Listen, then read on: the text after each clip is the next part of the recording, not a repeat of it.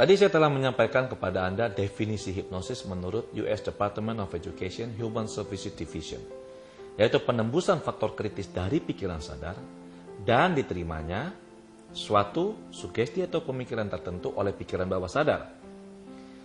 Dari statement ini kita tahu bahwa ada dua jenis pikiran, pikiran sadar dan pikiran bawah sadar.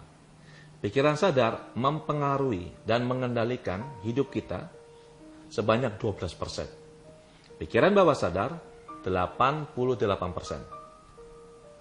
Jadi dua jenis pikiran ini bekerja bersama-sama secara simultan saling mempengaruhi.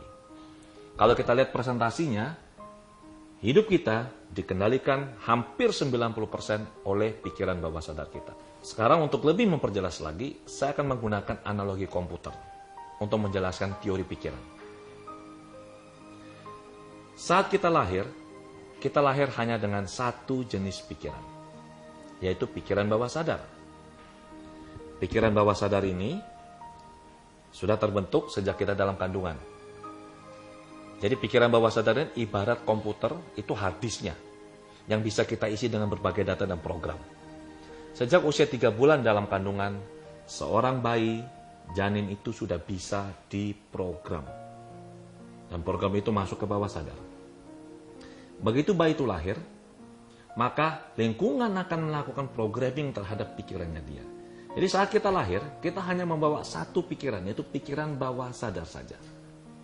Pikiran bawah sadar terdiri dari dua komponen, yaitu pertama, yang disebut dengan modern memory area. Ini yang lebih sering dikenal sebagai subconscious oleh kebanyakan orang. Satu komponen lagi, yaitu the unconscious mind, itu disebut juga primitive area.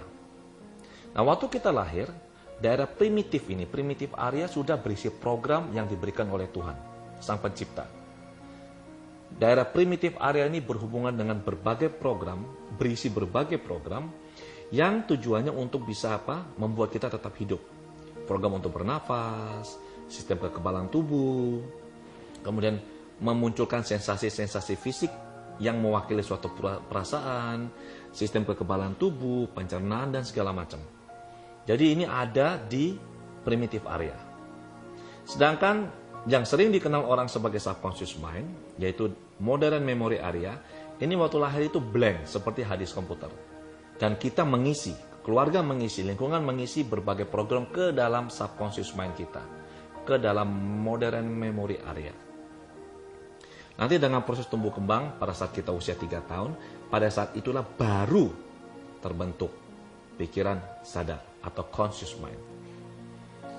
Conscious mind ini nanti semakin lama akan semakin tebal, semakin menguat, dan akan sangat tebal pada saat kita berusia kurang lebih 13 tahun.